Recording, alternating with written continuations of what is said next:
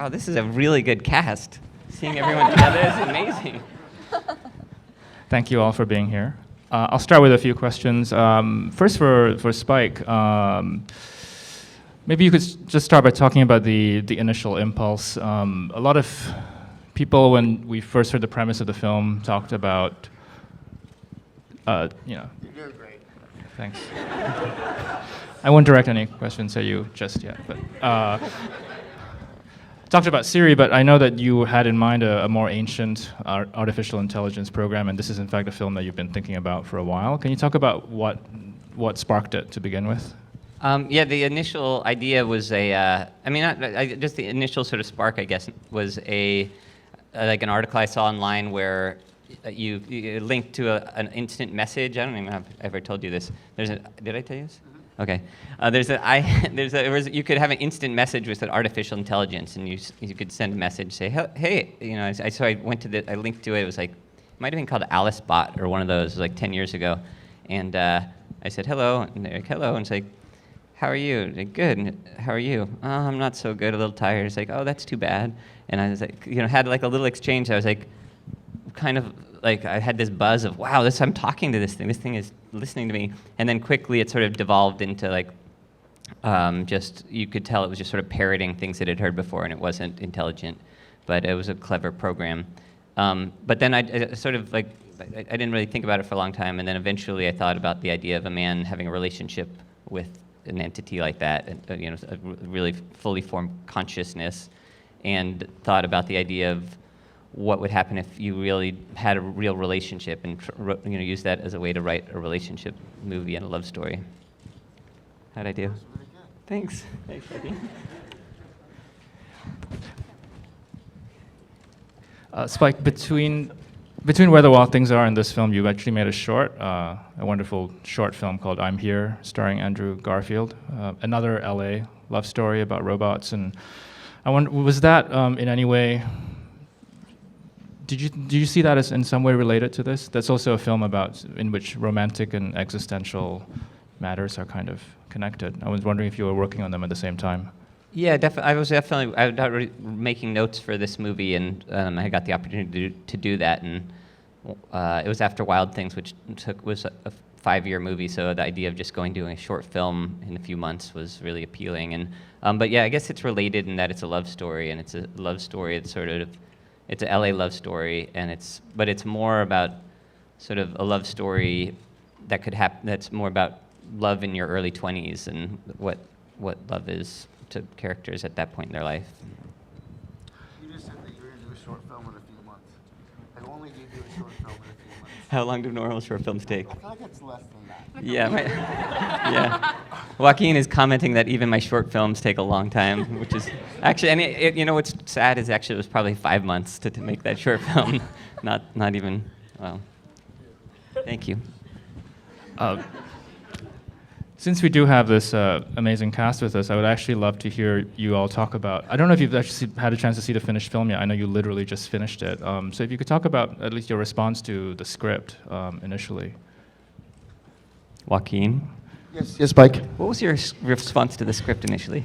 I liked it. Good. Amy? I also liked it. I thought, I think I met with Spike before I read the script, so I was more into Spike's vision. It was compelling, and it was at a time where I was really busy and I had a baby, and I was like, I don't have it in me to do a film right now, but every time I met with Spike, I couldn't say no because his vision was so beautiful, and it so was in line with kind of issues I was dealing with. That's the great thing about this film. I think everyone finds a piece of their own issues in it. And so I just couldn't say no, and I just had to work with Spike, and yeah. Thanks. You could say no, though. I couldn't. You could. No, You could have he said looks no. like You could have said no, You know that he Amy. looks really sweet, but he's very insistent. No, it's more that I pretended like I was about to cry if you said no and you felt too guilty. No. But, Rooney and Olivia, you. Yeah, I really liked it too. I had to actually beg Spike for the part, though. I didn't have an option of saying no. I had to kind of like beg you for it. Yeah. Beg? It worked. I loved the script. Everybody else was already in place. I loved it, and I loved that this supporting role was another piece of the puzzle that Spike needed, and I wanted to figure out exactly what he needed to serve this story, to make it complete, and to create something for Theodore to bounce off of to then fall in love with Samantha. I thought how interesting. It's kind of the experience that pushes him into this deep love. And so I just wanted to be able to make it work the way it needed to work for the story. And then Spike and I read for like an hour and a half and had so much fun with it. And even after that experience, I was like, if that's it, that's already great. I already loved this experience. But getting to go to China for a week and hang out with these guys was pretty amazing. Spike, can you talk a bit about this very specific and detailed near future world that you created with your longtime production designer, KK Barrett? I mean, there's so many details in the film design-wise, and also combining Los Angeles with the exteriors in Shanghai. Yeah, I think the initial idea was to try to make this sort of future, the future LA that felt nice to be in and nice to live in, and sort of playing off of just the fact that our world is getting nicer and nicer to live in like New York and Los Angeles, and especially LA, where the weather is so nice, and there's great food, and the mountains are there, and the ocean is there, and but it's still even in that sort of setting, it can feel very isolated and lonely, and that seemed like an interesting setting, and actually I met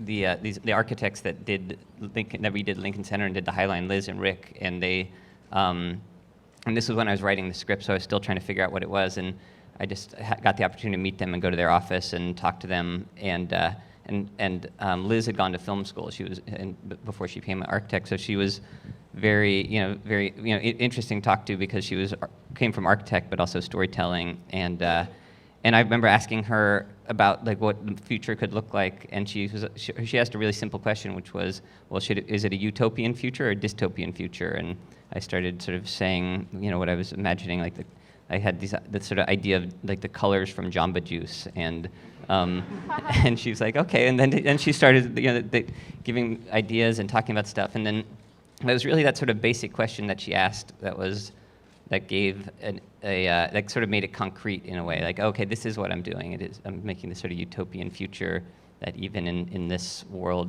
there's I guess to feel lonely in that setting is kind of even worse, because it's like a world where you should be getting everything you need, seemingly. Can you, maybe Joaquin, if you feel like joining in, talk a bit about, I don't know. Sure. About working with the invisible co-lead actress, leading lady, which I know it's already been documented in the press that there was Samantha Morton played the part initially, and then Scarlett Johansson was recast. The challenges of acting opposite somebody who's not physically present. What's that? Are y'all gonna? Is everyone seeing the movie? They were just here. Oh, you yes. just saw the movie? Yeah, they just saw the movie. Okay, this makes sense now. Well, I want to say that I trained really hard, and I did a bunch of work. But I'm an actor, so I'm accustomed to walking around my house and kind of talking to myself. You rehearse all the time, and so I don't think it was that dissimilar. Wow. He did it. Thank you. That's great. Okay, we'll take some questions. Hi, for Spike. You've been at this for, 20 years now. And I'm curious, how difficult has it been to sort of maintain a creative identity? I don't mean creative control, but creative identity over the changes of the past 20 years. I guess that's an interesting question. I don't know if I have a good answer for it, but I guess just just trying making a lot of mistakes, doing things along the way that like didn't feel like that was me, or making something that's like, oh, that felt inauthentic to me, and sort of learning from those mistakes and trying to stay on the things that feel more true to me, as opposed to me trying to do something, be somebody else.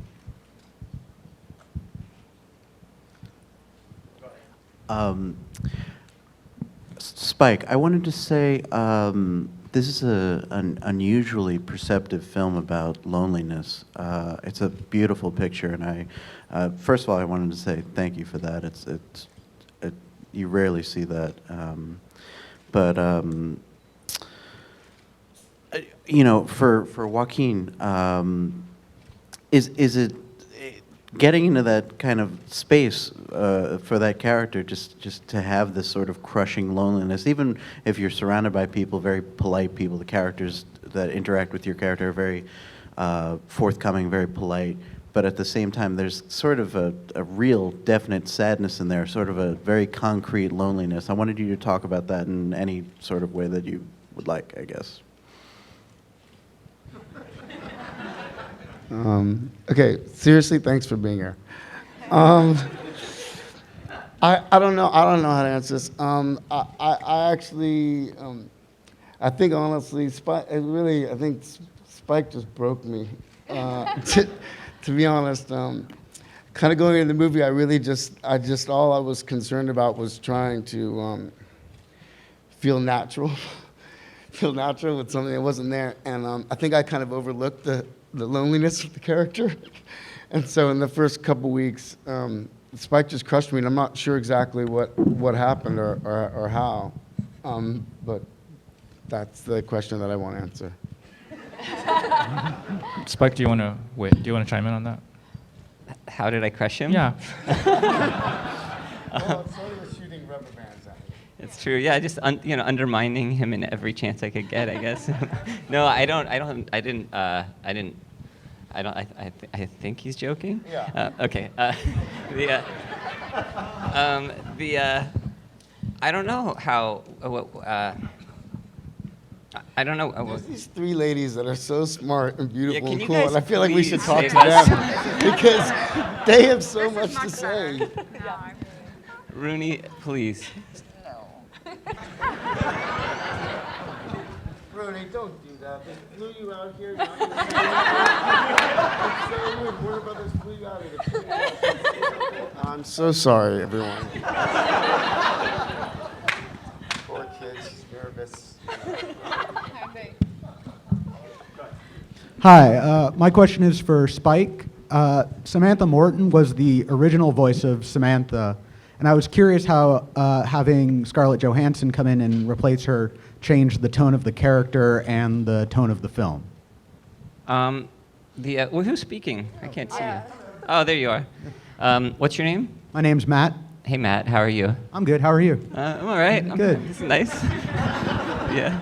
Hey, Matt. Joaquin wanted to thank you for coming, by the way. Thank you for coming, Matt. Thanks, Joaquin. I appreciate it. That's a good. I mean, I think it's a. I think the movie. I mean, to sort of be vague about it, the movie.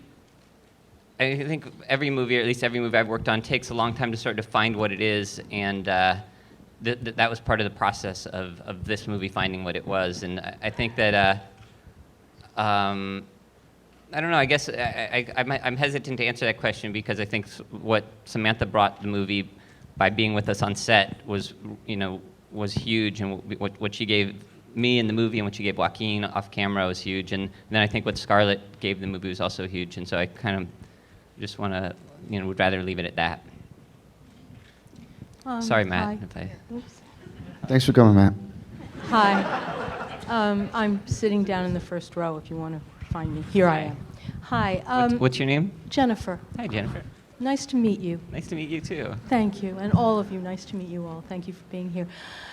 In terms of the film finding itself, it never found itself into some of the realities, alternate realities, that have been discovered through computer gaming. There's no suggestion of Life 101 or whatever it's called. I wonder why you decided not to ever identify Samantha in an avatar or have them have some kind of an engagement in cyberspace. I like the fact that you didn't, but I wonder why you didn't venture in that direction. Why we didn't? Both of you guys went to college, right? You didn't? Yes, you did. No, I didn't. Did you? You know I didn't. Well, okay, so Rooney, you could answer this then, as the only college graduate. The question was like specifically at you. I have no idea why you didn't decide to use an avatar. Thanks. Yeah. I mean, I think it's better that you didn't, but I have no idea. It seems that it would have been a temptation in some ways to exploit that other. The option. Yeah, I think I like the idea of him or her existing more as more where, you know, in the way she does exist, which is more in the ether and in his, you know, in his heart and psyche and yeah. And so I think that was probably the, yeah, exactly what you said. Yeah. I would add that Yes. I think as a fan of that choice, that she then becomes your ideal, that it becomes your own experience. And even if people may be familiar with Scarlett's voice and then imagine her as an actress, I think it transforms, and I think she becomes whatever you want her to become. And I think if you had defined her, you would have stopped people from being able to create that for themselves. So I think that's one cool effect of it. Who needs a college education? Don't need college. Not me.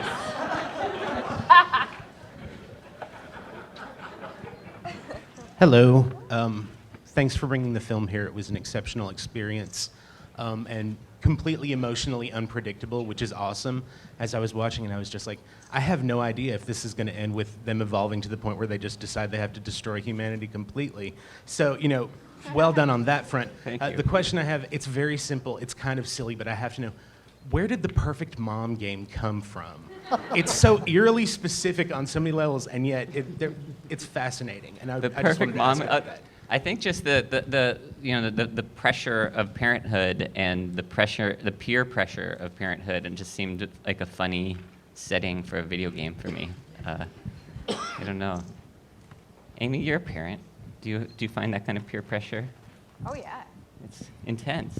it's really intense.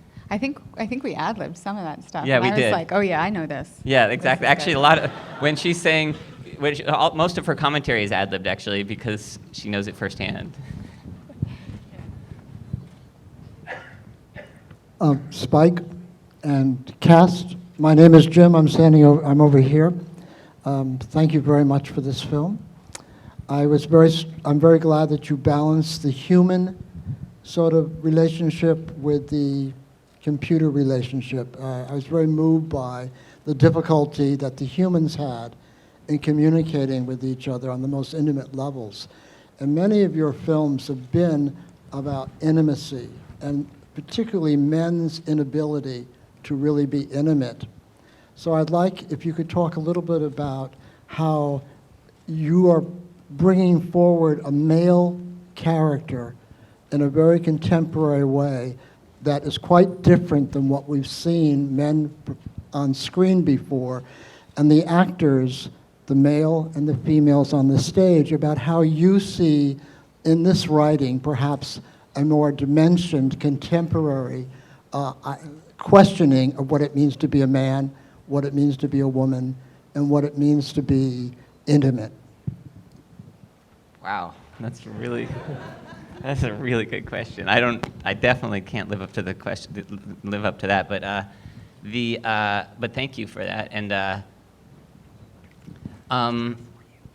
don't know. One thing I don't know. I don't know if this exactly answers that, but maybe we'll get to a good answer. But I was thinking about one of the things that a conversation that Olivia and I were having when we were rehearsing.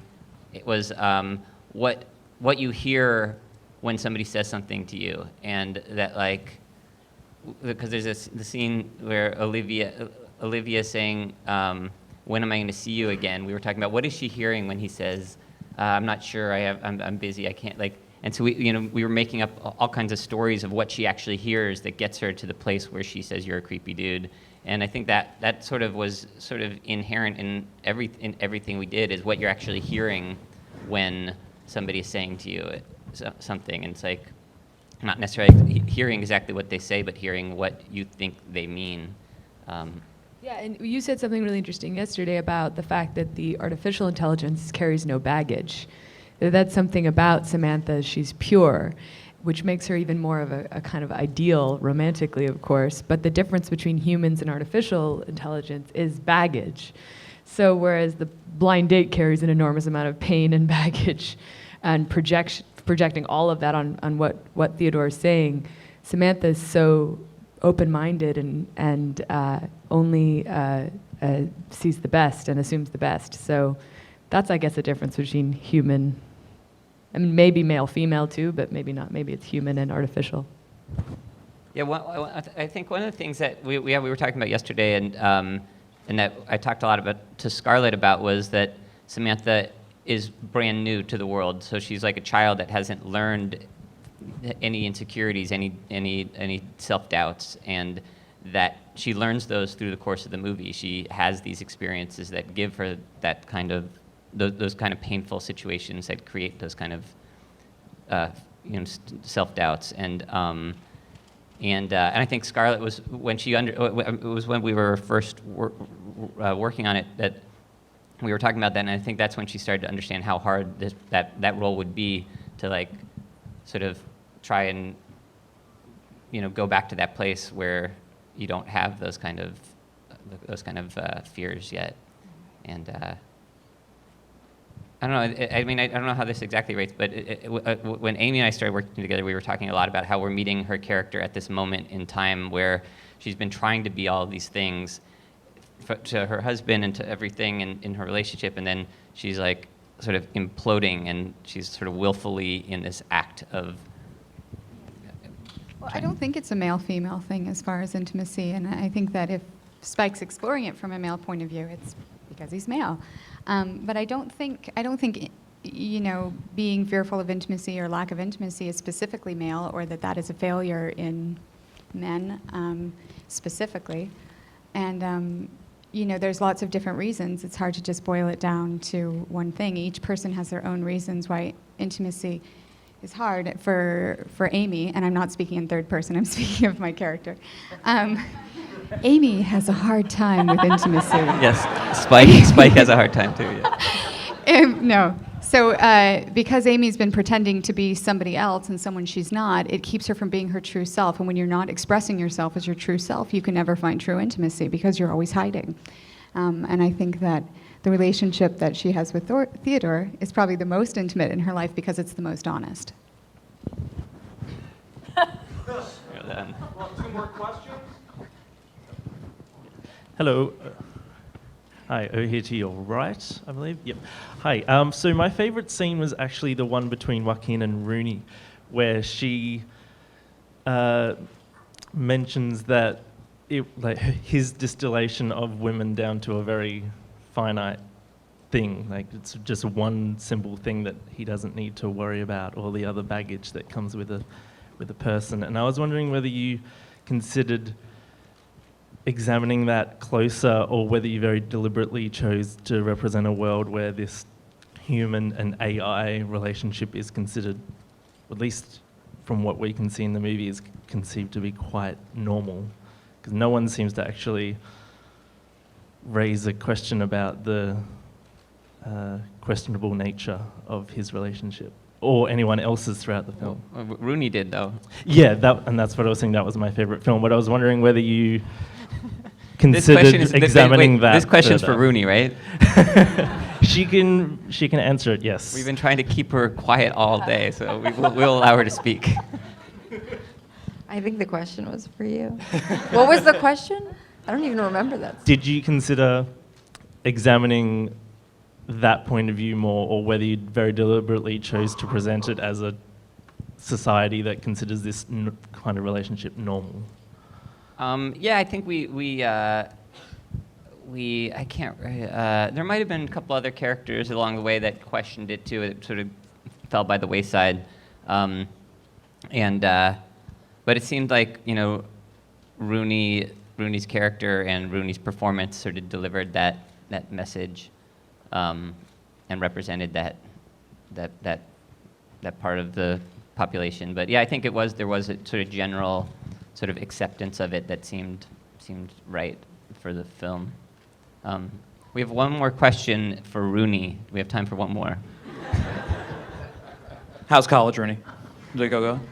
I didn't like college very much, so. Just going back to the Perfect Mom game, I think there's a lot of stuff that pointed out that people still think relationships are supposed to be perfect. And the whole thing with their original relationship is they're under a guise that fell apart. The little kid in the video game, like he says, like, oh, there's something wrong about him, but I still love him.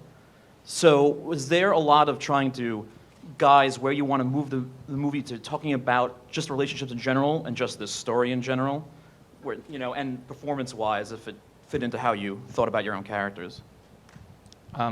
Wait, will you say it again? Basically, there's a lot of stuff in the movie that's pointing out, you know, people think that relationships are supposed to be perfect, but it's not the forefront of everything. What was the, like, kind of guiding yourself between what points of the ideas of relationships you wanted to work on? The idea of, I guess what you're asking, like, how much did we talk about the ideas of the film versus the relationships and the characters of the film? I'd say mostly we just talked about the relationships and the characters of the film, maybe. Joaquin? Sounds good. Rooney? Definitely. Definitely. Amy? Amy, please help. Well, no. Yeah, we just spent a lot of time dissecting the characters and finding the truth of where they were in that moment. Yeah. I mean, I think one of the movies that I watched when I was writing was Crimes and Misdemeanors, because that script is so incredibly written, because it kind of does what you're saying, which is there's a lot of talking about the ideas of what the movie's about, but mostly the characters are plowing through the story and taking you through the story through their decisions, and I think that was really inspiring, that movie. Great. Thank you all for being here. Congratulations on the film. Thanks.